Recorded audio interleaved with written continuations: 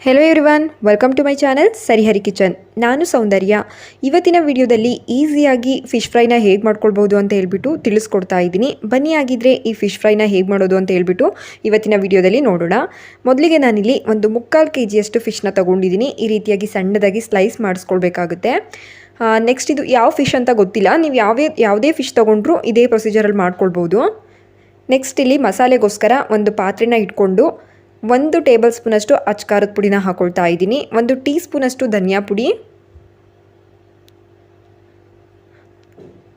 Next ಇಲ್ಲಿ 1/4 tea ಸ್ಪೂನಷ್ಟು ಜೀರಾ ಪೌಡರ್ನ ಹಾಕೊಳ್ತಾ ಇದ್ದೀನಿ. ಹಾಗೆ 1/4 ಟೀ ಸ್ಪೂನಷ್ಟು ಗರಂ ಮಸಾಲ ಕೂಡ ಹಾಕೊಳ್ತಾ ಇದ್ದೀನಿ.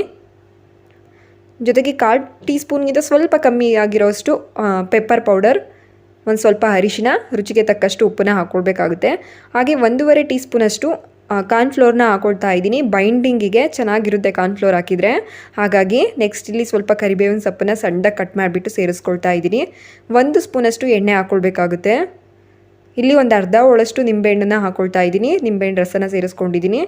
ಜೊತೆಗೆ ನಾನಿಲ್ಲಿ 1/4 ಟೀ ಸ್ಪೂನಷ್ಟು ಫಿಶ್ ಫ್ರೈ ಮಸಾಲನ ಹಾಕ್ಕೊಳ್ತಾ ಇದ್ದೀನಿ. ಇದು ಆಪ್ಷನಲ್, ಬೇಕಾದರೆ ಹಾಕ್ಕೊಳ್ಳಿ.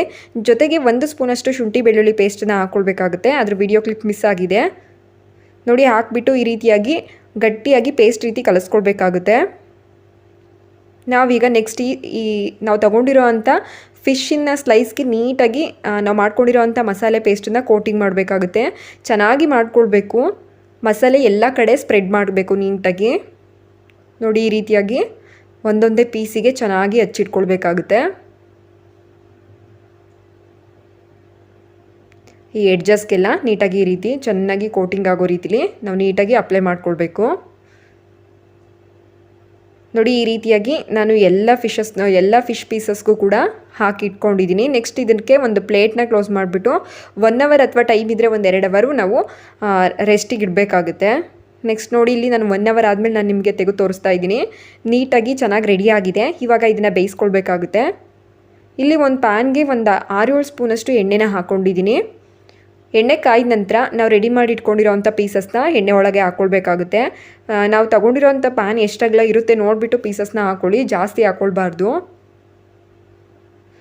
ಒಂದು ಸೈಡು ಒಂದು 3 ಮಿನಿಟ್ಸ್ ಬೇಯೋವರೆಗೂ ನಾವು ಅಳ್ಗಾಡಿಸ್ಬಾರ್ದು. ಚೆನ್ನಾಗಿ ಒಂದು ಸೈಡು ಚೆನ್ನಾಗಿ ರೋಸ್ಟ್ ಆಗಬೇಕು. ಆಮೇಲೆ ನಾವು ಅದನ್ನು ಉಲ್ಟಾ ಹಾಕ್ಕೊಳ್ಬೇಕಾಗುತ್ತೆ ನೋಡಿ. ಒಂದು 3 ಮಿನಿಟ್ಸ್ ಬೆಂದಾದಮೇಲೆ ನಾನು ಇವಾಗ ತೆಗೆದ್ಬಿಟ್ಟು ಬೇರೆ ಕಡೆ ಹಾಕ್ಕೊಳ್ತಾ ಇದ್ದೀನಿ.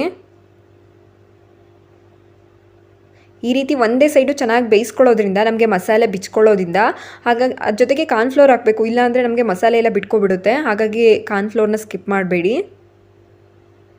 ನೆಕ್ಸ್ಟು ಈ ರೀತಿಯಾಗಿ ಎಲ್ಲ ಪೀಸಸ್ನು ಕೂಡ ಉಲ್ಟಾ ಹಾಕ್ಬಿಟ್ಟು ಬೇಯಿಸ್ಕೊಳ್ಬೇಕು. ಮತ್ತೆ ನಾವು ಒಂದು 3 ಮಿನಿಟ್ಸ್ ಬೇಯಿಸ್ಕೊಳ್ಬೇಕಾಗುತ್ತೆ ಆ ಸೈಡ್ ಕೂಡ.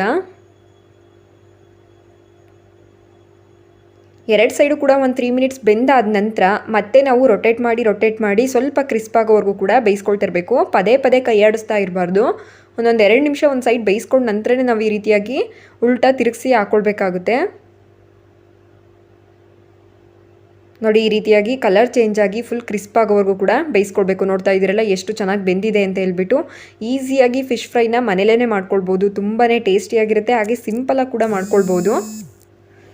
ಈ ಫಿಶ್ ಫ್ರೈ ರೆಸಿಪಿ ನಿಮ್ಮೆಲ್ಲರಿಗೂ ಇಷ್ಟ ಆಗಿದೆ ಅಂದ್ಕೊಳ್ತೀನಿ. ಇಷ್ಟ ಆಗಿದ್ದರೆ ಲೈಕ್, ಶೇರ್, ಕಮೆಂಟ್ ಮಾಡೋದ್ರ ಜೊತೆಗೆ ಇನ್ನೂ ಯಾರು ನನ್ನ ಚಾನಲ್ನ ಸಬ್ಸ್ಕ್ರೈಬ್ ಮಾಡದೆ ವಿಡಿಯೋ ನೋಡ್ತಾ ಇದ್ದೀರಾ, ಪ್ಲೀಸ್ ಸಬ್ಸ್ಕ್ರೈಬ್ ಮಾಡ್ಕೊಳ್ಳಿ.